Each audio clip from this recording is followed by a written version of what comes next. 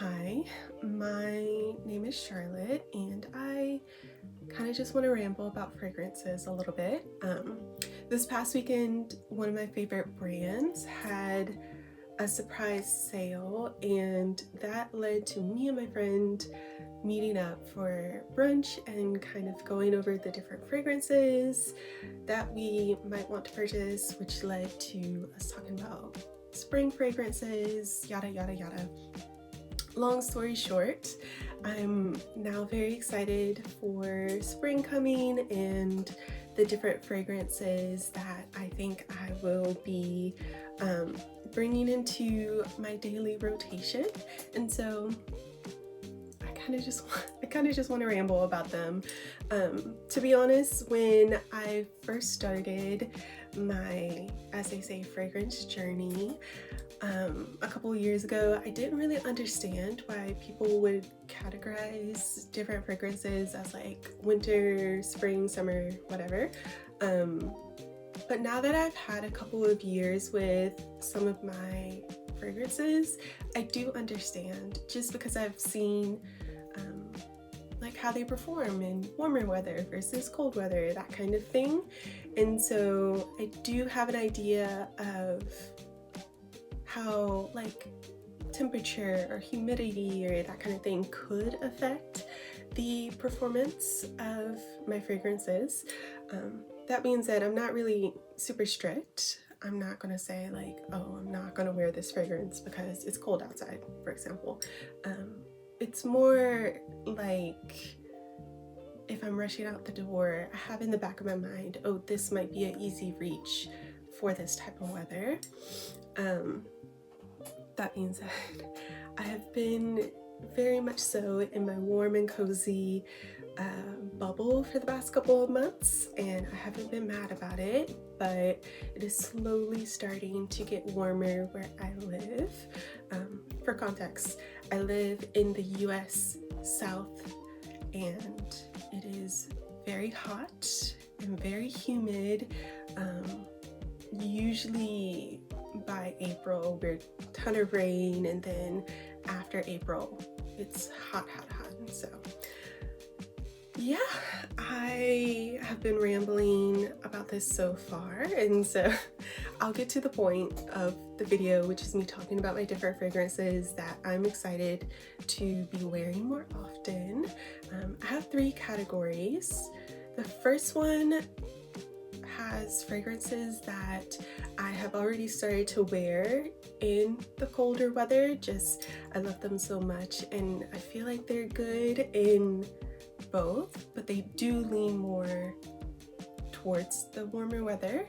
Then I have a category which is very like rainy day, wet, damp kind of fragrances. And then the final category I have are for fragrances that, for me personally, these are very much in line with like warm weather. Even when I wore them the past couple months, it felt like they didn't really shine, and so in my mind they do the best in warm weather. So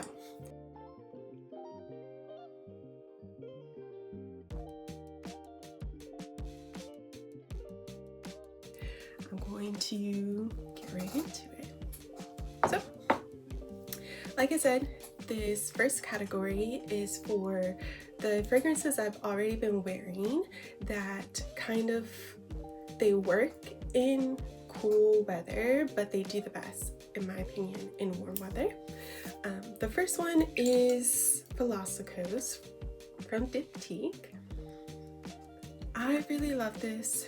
In my backyard, I have a pretty big fig tree, and in the summertime, we have enough figs on the tree to like go out and actually harvest them and eat them, and yeah, I'd say this is a very realistic scent to that experience. For those of you who don't know, like when you pick the fig off the tree, it has like a milky substance that comes out of the stem where you break it off. And I feel like this scent does a really good job of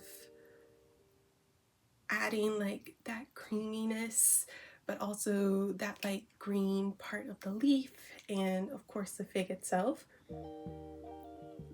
So for me, this is of course like a summer fragrance because it invokes that image of like the fig on the tree and all of that, but it has a deepness to it that does work in colder weather.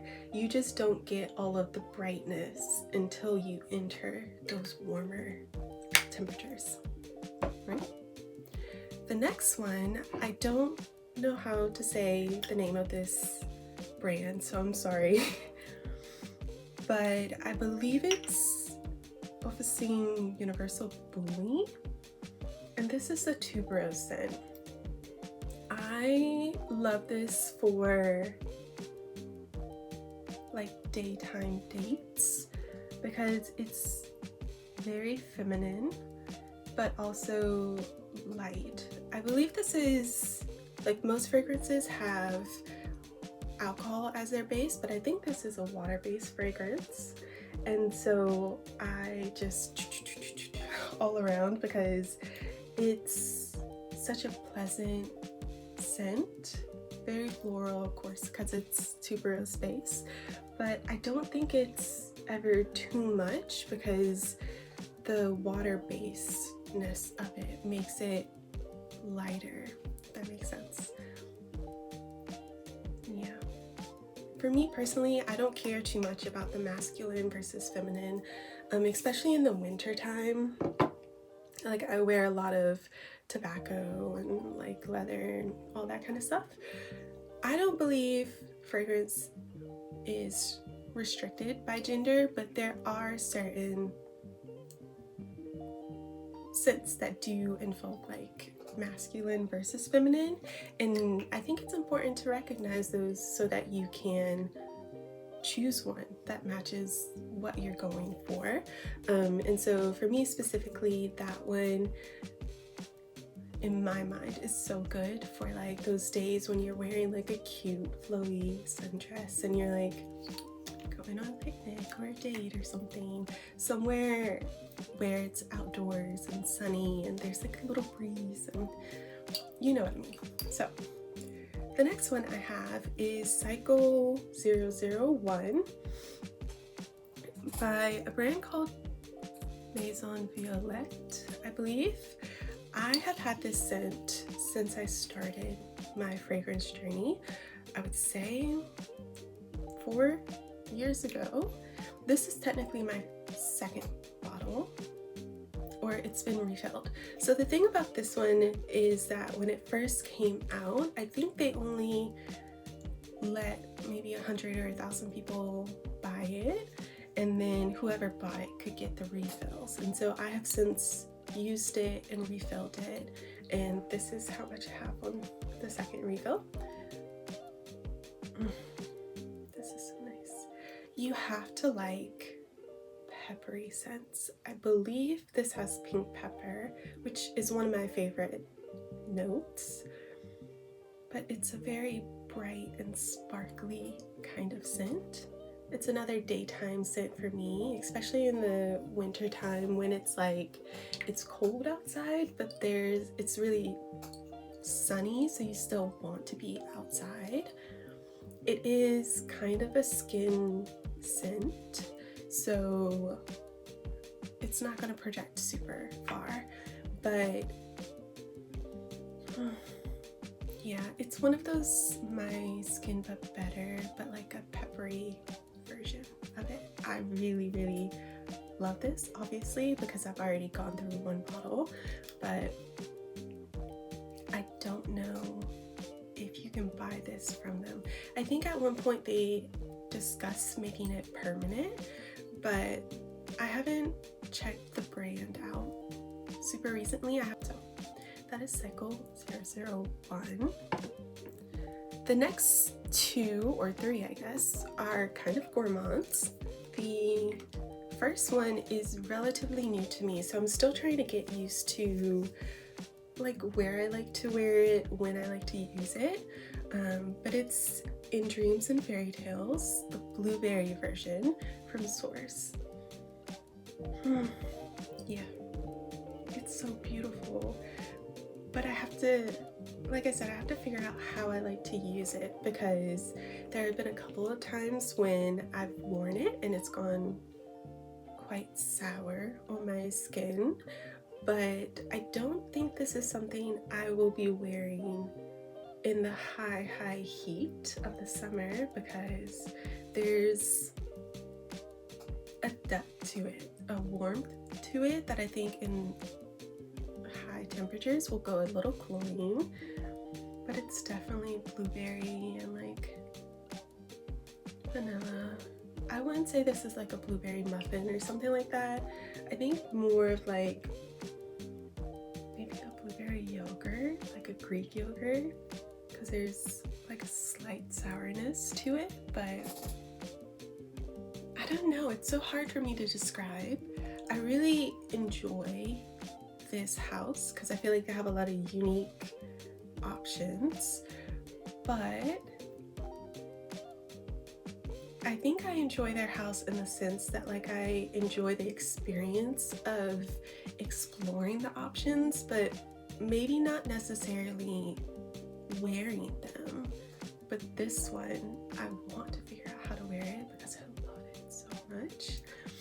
I also have the passion fruit version of this, but that is incredibly sour on my skin, and so that is an in-the-house fragrance, because the one time I wore it outdoors, I did almost feel like it was giving a little bit of like body odor.